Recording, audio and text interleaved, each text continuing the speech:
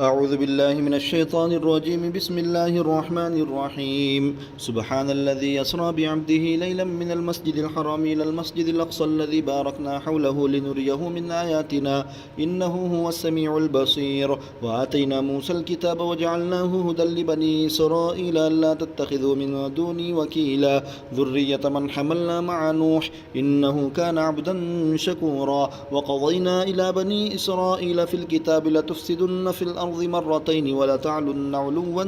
كبيرا. فإذا جاء وعد أولاهما بعثنا عليكم عبادا لنا أولي بأس شديد فجاسوا خلال الديار وكان وعدا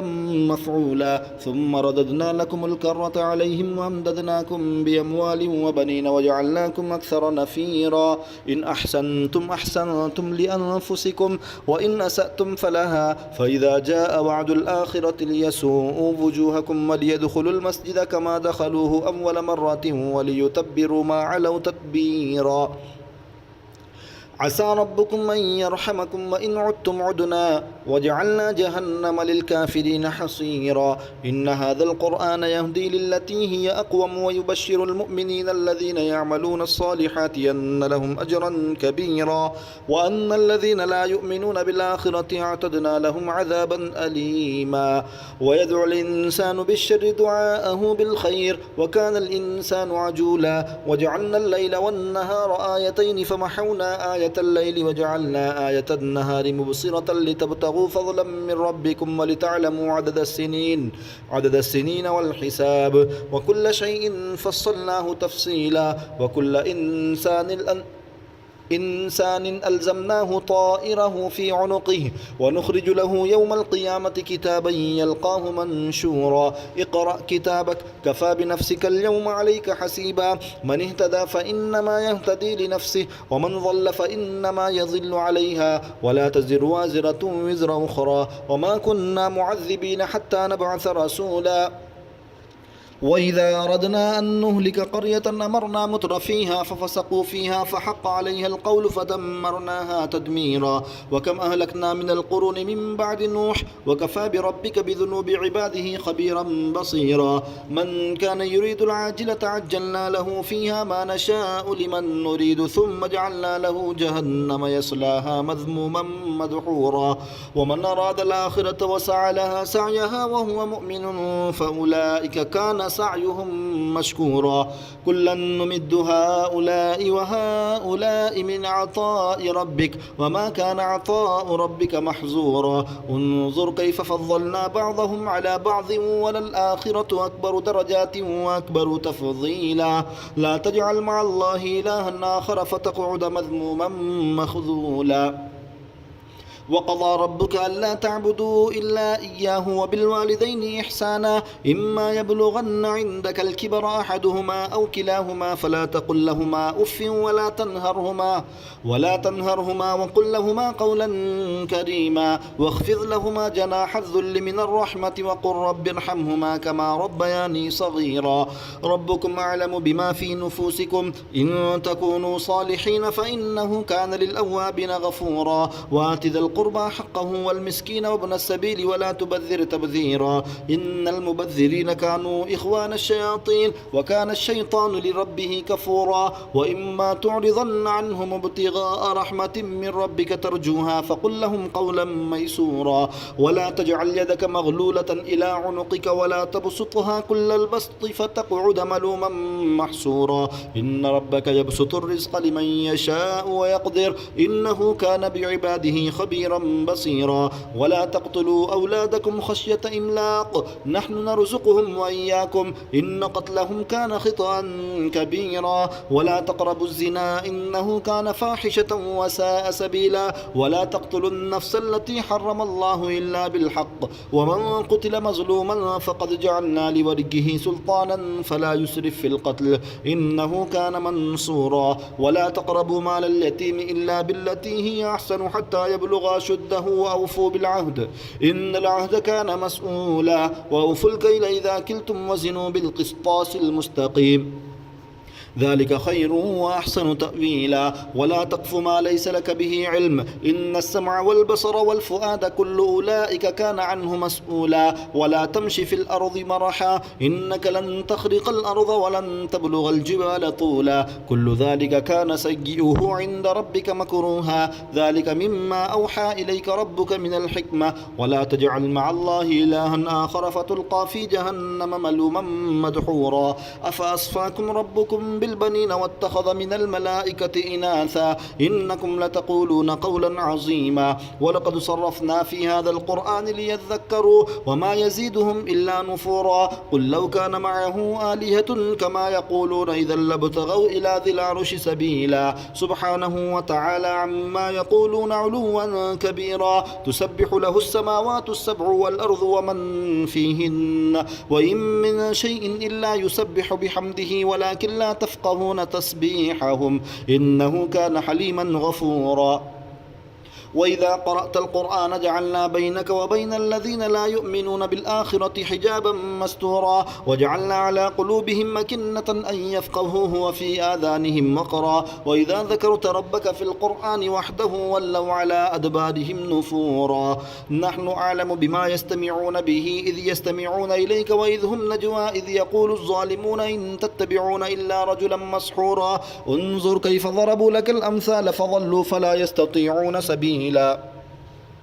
وقالوا أئذا كنا عظاما ورفاتا أئنا لمبعوثون خلقا جديدا قل كونوا حجارة أو حديدا أو خلقا مما يكبر في صدوركم فسيقولون من يعيدنا قل الذي فطركم أول مرة فسينغضون إليك رؤوسهم ويقولون متاه قل عسى أن يكون قريبا يوم يدعوكم فتستجيبون بحمده وتظنون إن لبثتم إلا قليلا وقل لعبادي يقولوا التي هي أحسن إن الشيطان ينزغ بينهم إن الشيطان كان للإنسان عدوا مبينا ربكم أعلم بكم إن يشأ يرحمكم أو إن يشأ يعذبكم وما أرسلناك عليهم وكيلا وربك أعلم بمن في السماوات والأرض ولقد فضلنا بعض النبيين على بعض وآتينا داود زبورا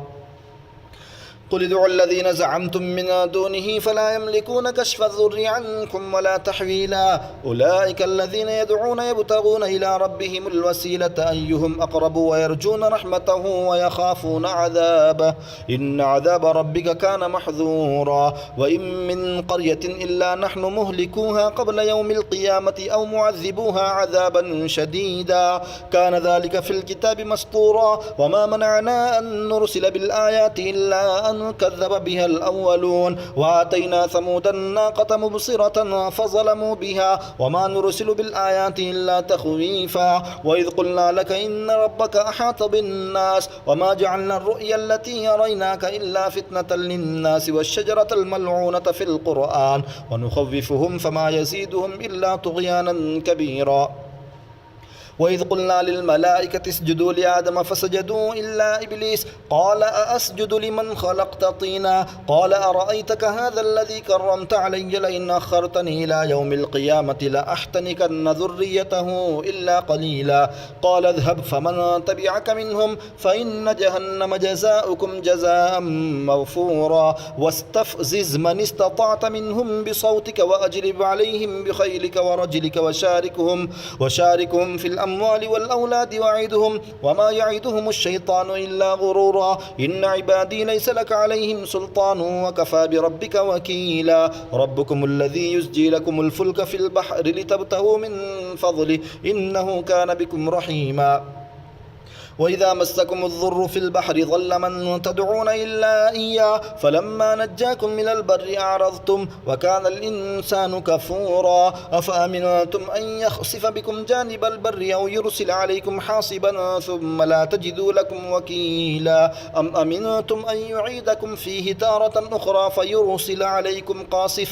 قاصفا من الريح فيغرقكم بما كفرتم ثم لا تجدوا لكم علينا به تبيعا ولقد كرمنا بني آدم وحملناهم في البر والبحر ورزقناهم من الطيبات وفضلناهم على كثير ممن خلقنا تفضيلا يوم ندعو كل أناس بإمامهم فمن أوتي كتابه بيمينه فأولئك يقرؤون كتابهم لا يظلمون فتيلا ومن كان في هذه أعمى فهو في الآخرة أعمى وأضل سبيلا وإن كادوا ليفتنونك عن الذي أوحينا إليك لتفتري علينا غيره وإذا لاتخذوك خليلا ولولا أن ثبتناك لقد كدت تركن إليهم شيئا قليلا إذا لأذقناك ضيف الحياة وضيف الممات ثم لا تجد لك علينا نصيرا وإن كادوا ليستفزونك من الأرض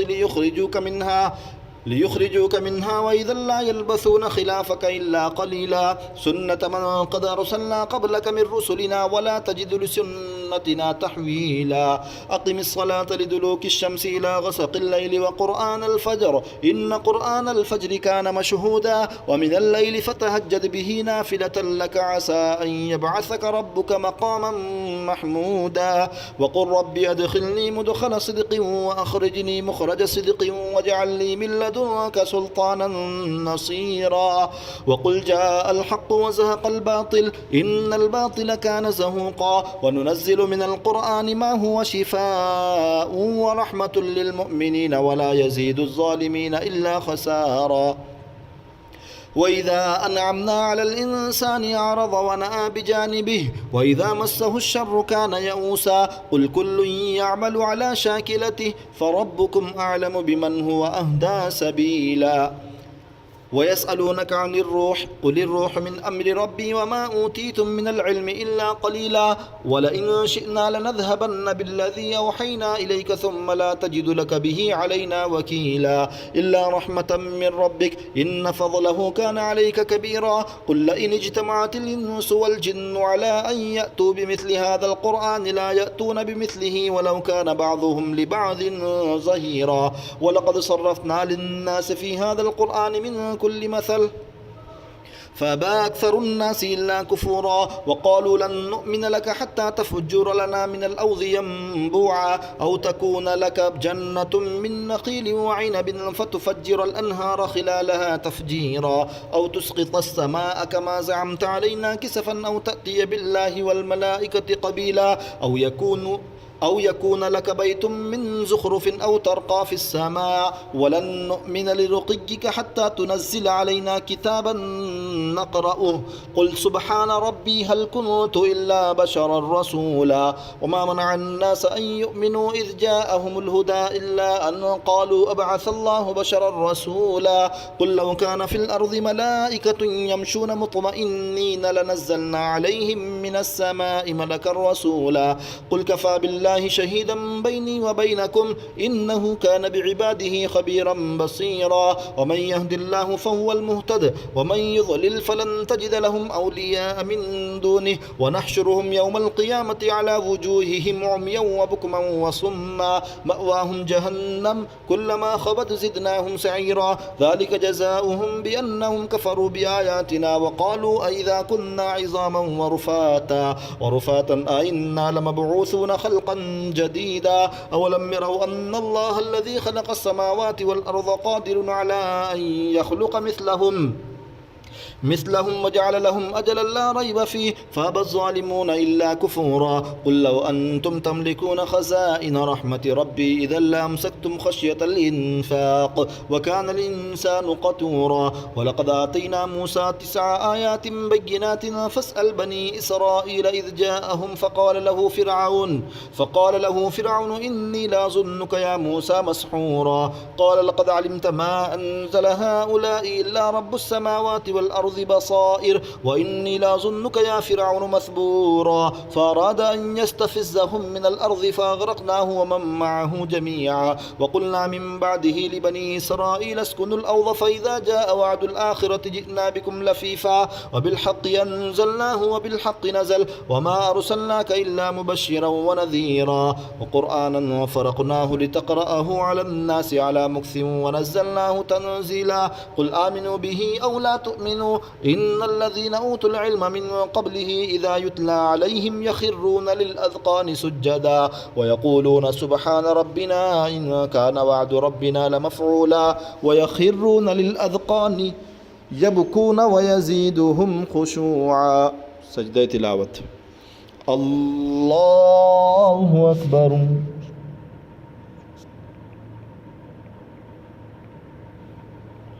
الله أكبر.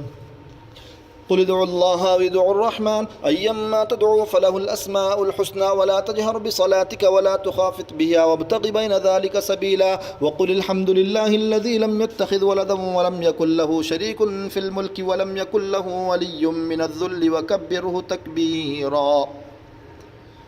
بسم الله الرحمن الرحيم. الحمد لله الذي أنزل على عبده الكتاب ولم يجعل له عوجا قيما لينذر بأسنا شديدا من لدنه ويبشر المؤمنين الذين يعملون الصالحات أن لهم أجرا حسنا ماكثين فيه أبدا وينذر الذين قالوا اتخذ الله ولدا ما لهم به من علم ولا لآبائهم كبرت كلمة تخرج من أفواههم إن يقولون إلا كذبا فلعلك باخع نفسك على آثارهم إن لم يؤمنوا بهذا الحديث أسفا إنا جعلنا ما على الأرض زينة لها لنبلوهم أيهم أحسن عملا وإنا لجاعلون ما عليها صعيدا جرزا أم حسبت أن أصحاب الكهف والرقيم كانوا من آياتنا عجبا إذ أوى الفتية إلى الكهف فقالوا ربنا آتنا من لدنك رحمة وهيئ لنا من أمرنا رشدا فضربنا على آذانهم في الكهف سنين عددا ثم بعثناهم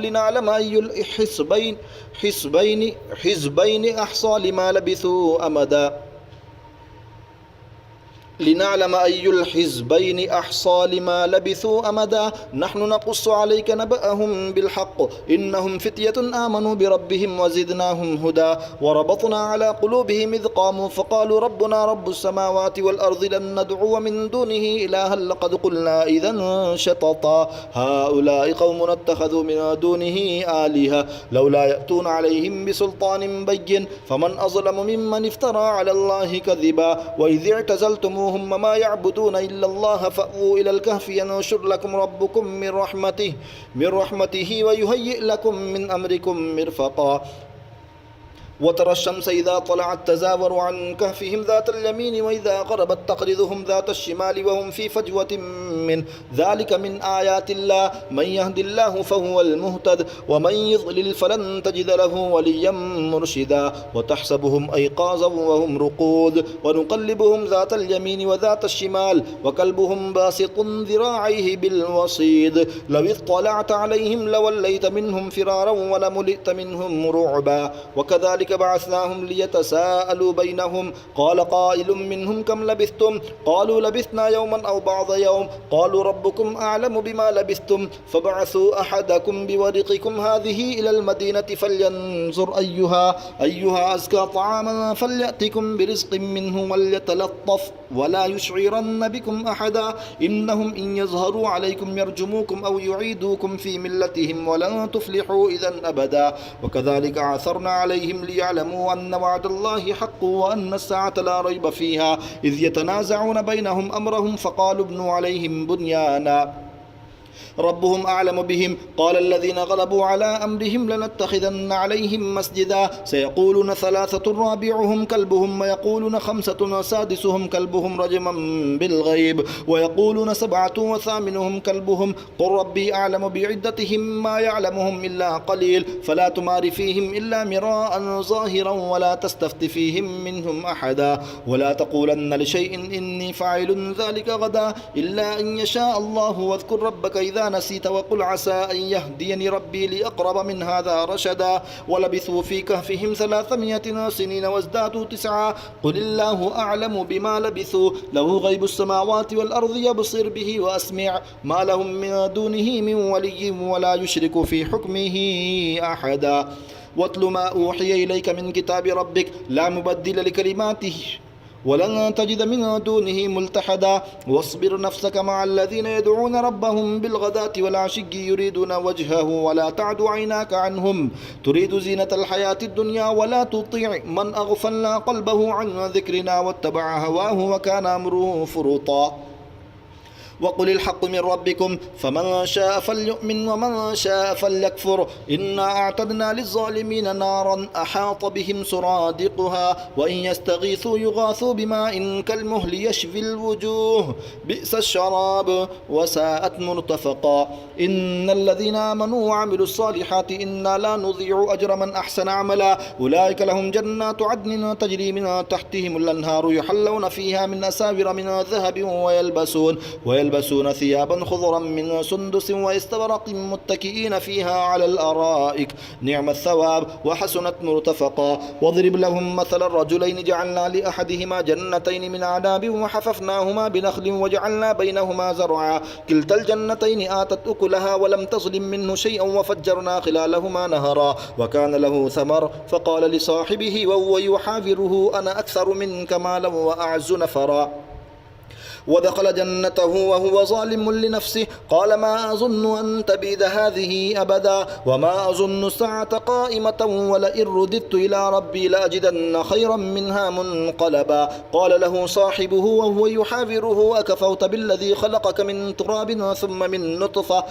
من نطفة ثم سواك رجلا لكنه والله ربي ولا أشرك بربي أحدا ولولا إذ دخلت جنتك قلت ما شاء الله لا قوة إلا بالله إن ترني أنا أقل منك مالا وولدا فعسى ربي أن يؤتيني خيرا من جنتك ويرسل عليها حسبانا من السماء فتصبح صعيدا زلقا أو يصبح ماؤها غورا فلن تستطيع له طلبا وأحيط بثمره فأصبح يقلب كفيه على ما أنفق فيها وهي خاوية على عروشها ويقول يا ليتني لم أشرك بربي أحدا ولم تكن له فئة ينصرونه من دون الله وما كان منتصرا هنالك الولاية لله الحق هو خير ثوابا وخير عقبا واضرب لهم مثل الحياة الدنيا كماء إن أنزلناه من السماء فاختلط به نبات الأرض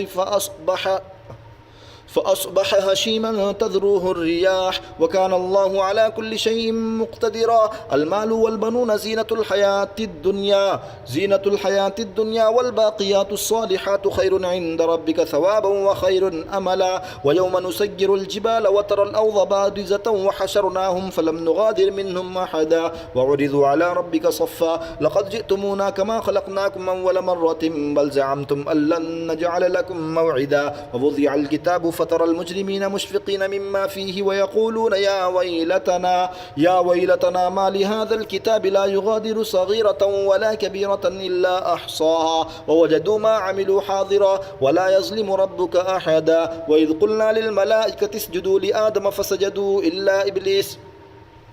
كان من الجن ففسق عن أمر ربه أفتتخذونه وذريته أولياء من دوني وهم لكم عدو بئس للظالمين بدلا ما أشهدتهم خلق السماوات والأرض ولا خلق أنفسهم وما كنتم متخذ المضلين عضدا ويوم يقول نادوا شركائي الذين زعمتم فدعوهم فلم يستجيبوا لهم وجعلنا بينهم موبقا ورأى المجرمون النار فظنوا أنهم واقعوها ولم يجدوا عنها مصرفا ولقد صرفنا في هذا القرآن للناس من كل مثل وكان الإنسان أكثر شيء جدلا وما منع الناس أن يؤمنوا إذ جاءهم الهدى ويستغفروا ربهم إلا أن تأتيهم سنة الأولين أو يأتيهم العذاب قبلا وما نرسل المرسلين إلا مبشرين ومنذرين ويجادل الذين كفروا بالباطل ليدحضوا به الحق واتخذوا آياتي وما أنذروا هزوا ومن أظلم ممن ذكر بآيات ربه فأعرض عنها ونسي ما قدمت يداه إنا جعلنا على قلوبهم أكنة أن يفقهوه وفي آذانهم وقرا وإن تدعوهم إلى الهدى فلن يهتدوا إذا أبدا وربك الغفور ذو الرحمة لو يؤاخذهم بما كسبوا لعجل لهم العذاب بل لهم موعد لن يجدوا من دونه موئلا وتلك القرى أهلكناهم لما ظلموا وجعلنا لمهلكهم موعدا وإذ قال موسى لفتاه لا أبرح حتى أبلغ مجمع البحرين أو أمضي حقبا فلما بلغا مجمع بينهما نسيا حوتهما فاتخذ سبيله في البحر سربا فلما جاوزا قال لفتاه آتنا غداءنا لقد لقينا من سفرنا هذا نصبا قال أرأيت إذ أوينا إلى الصخرة فإني نسيت الحوت وما أنسانيه إلا الشيطان أن أذكره واتخذ سبيله في البحر عجبا قال ذلك ما كنا نبغي فارتدا على آثارهما قصصا فوجدا عبدا من عبادنا آتيناه رحمة من عندنا وعلمناه من لدنا علما. قال له موسى هل أتبعك على أن تعلمني مما علمت رشدا؟ قال إنك لن تستطيع معي صبرا وكيف تصبر على ما لم تحط به خبرا. قال ستجدني إن شاء الله صابرا ولا أعصي لك أمرا. قال فإن اتبعتني فلا تسألني عن شيء حتى أحدث لك منه ذكرا. فانطلقا حتى إذا ركبا في السفينة خرقها قال خرقتها لتغرق أهلها لقد جئت شيئا إمرا. قال لم أقل إنك لن تستطيع معي صبرا. قال لا تؤاخذني بما نسيت ولا ترهقني من أمري عسرا. فانطلقا حتى إذا لقيا غلاما فقتله قال قتلت نفسا زكية بغير نفس لقد جئت شيئا نكرا.